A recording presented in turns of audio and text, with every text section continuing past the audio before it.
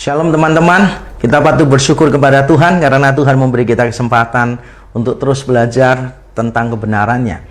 Dan hari ini kita akan belajar tentang sesuatu yang sangat penting sekali, yaitu mengapa kita diciptakan. Pernah tidak teman-teman memikirkan pertanyaan ini? Pertanyaan yang seharusnya kita pikirkan sih sebetulnya. Karena orang yang tidak pernah memikirkan kehidupannya dengan serius, orang itu akan dipaksa untuk terlalu banyak mikir di dalam kehidupannya. Dan ada seorang filsuf yang terkenal yang bernama Socrates yang pernah mengatakan bahwa an unexamined life is not worth living, yang artinya kehidupan yang tidak pernah diuji sebetulnya tidak layak untuk dihidupi. Nah, bagaimana dengan kita? Apakah kita pernah memikirkan pertanyaan ini?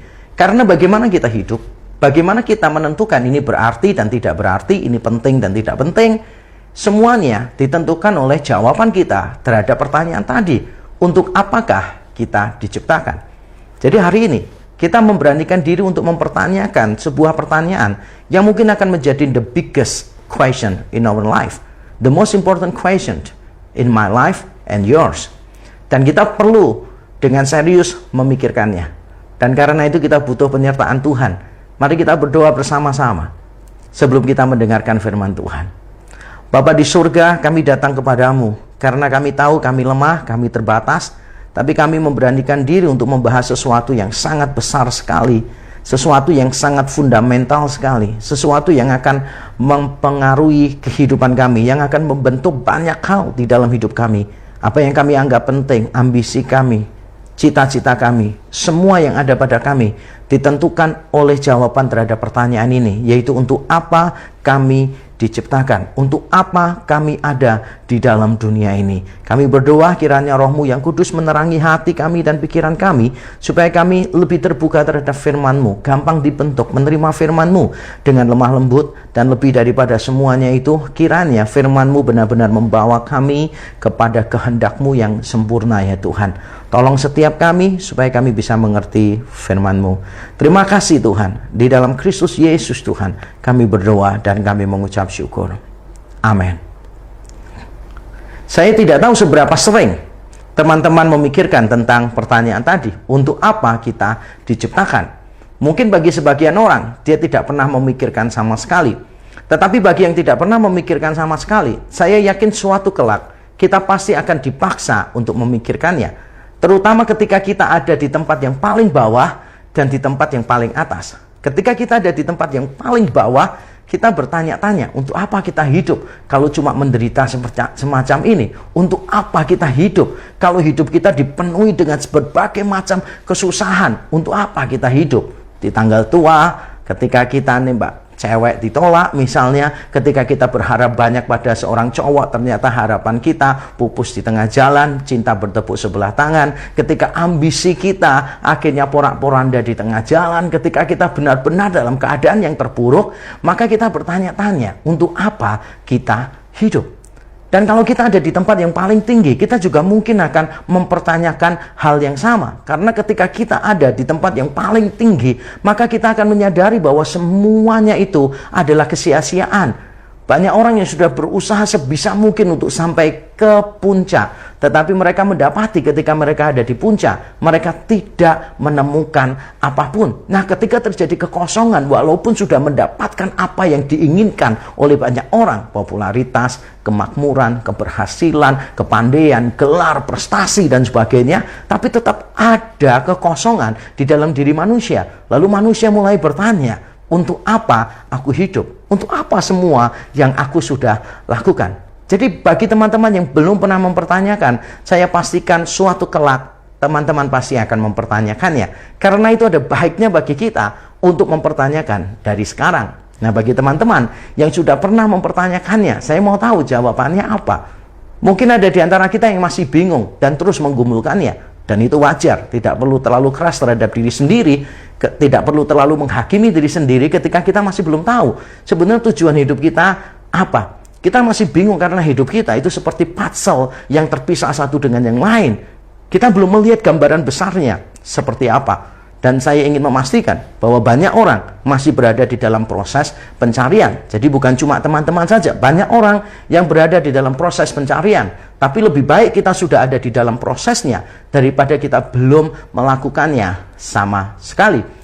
Dan itulah yang akan kita pelajari hari ini. Untuk apa kita diciptakan?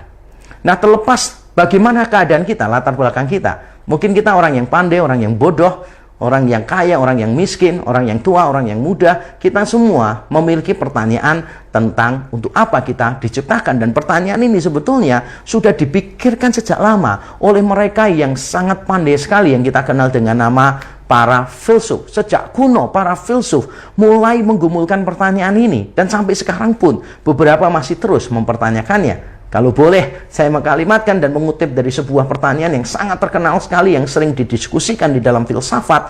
Kita bertanya, why is there something rather than nothing? Why is there something rather than nothing? Mengapa ada sesuatu dan bukannya tidak ada? Mengapa ada segala sesuatu? Itu pertanyaan yang penting sekali. Mungkin bagi kita, pertanyaan ini tidak penting. Tapi coba renungkan sebentar, teman-teman. Dan kita coba memikirkan, ketika kita melihat sebuah keberadaan, kita perlu menanyakan, mengapa ada sebuah keberadaan, mengapa ada sesuatu, mengapa ada banyak hal, dan bukannya tidak ada sama sekali. Sebab kalau kita memikirkan bahwa semuanya itu tidak kekal, berarti pernah pada suatu waktu, semua ini tidak ada.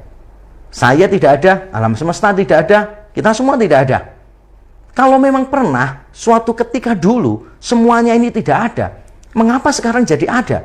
Bukankah lebih gampang tidak ada untuk tetap menjadi tidak ada? Sesuatu yang logis, bukan? Sesuatu yang tidak ada tetap menjadi tidak ada. Itu sangat logis dan sangat mudah untuk dipahami. Tapi ketika ketidakadaan, sebut saja nothingness ini, tiba-tiba menjadi something, bahkan menjadi all things yang kita lihat, there must be a reason. Pasti ada alasannya. Dan kita ingin tahu mengapa itu semua ada. Jadi kita bukan cuma bertanya bagaimana semua itu ada, tapi pertanyaannya adalah mengapa semuanya itu ada. Kalau bagaimana semuanya itu ada, kita bicara tentang proses. Proses bagaimana keberadaan itu bisa ada sampai sekarang. Tapi kita bertanya melebihi sebuah proses. Kita bertanya tentang mengapa, alasan, tujuan, mengapa semuanya itu ada. Dan kita harus belajar dari firman Tuhan. Karena firman Tuhanlah standar otoritas kita yang tertinggi. Walaupun nanti kita akan mencoba melihat teks firman Tuhan ini dari kacamata logika dan penelitian empiris di sekeliling kita. Mari kita membaca satu ayat di dalam Yesaya pasal 43 ayat 6 dan 7. Saya akan bacakan untuk kita semua. Begini bunyi firman Tuhan, Yesaya 43 ayat 6 dan 7. Aku akan berkata kepada utara, berikanlah, dan kepada selatan, janganlah tahan-tahan. Bawalah anak-anakku laki-laki dari jauh dan anak-anakku perempuan dari ujung-ujung bumi. Semua orang yang disebutkan dengan namaku, yang kuciptakan untuk kemuliaanku, yang kubentuk dan yang juga kujadikan. Teks ini berbicara tentang tujuan Allah menciptakan manusia, terutama tujuan Allah menciptakan umatnya, saya dan teman-teman sekalian. Apa tujuannya Allah menciptakan kita, anak-anaknya, umatnya?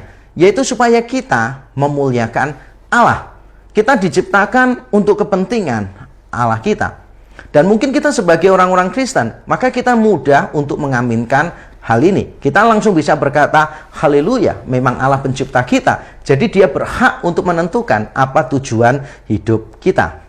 Tapi saya tahu, bagi orang-orang yang bukan Kristen, atau bagi orang-orang yang masih mencari kebenaran, mereka juga ingin tahu, apakah sebetulnya kehidupan itu memiliki tujuan. Mereka belum bertanya, apa tujuannya? Mereka baru bertanya, dari mana kita tahu kalau hidup itu memiliki tujuan? Dan ini sangat wajar sekali kalau kita mempertanyakan demikian. Bukan karena kita bermaksud untuk tidak hormat terhadap teks tadi. Bukan bermaksud kita tidak percaya terhadap teks yang baru kita bacakan.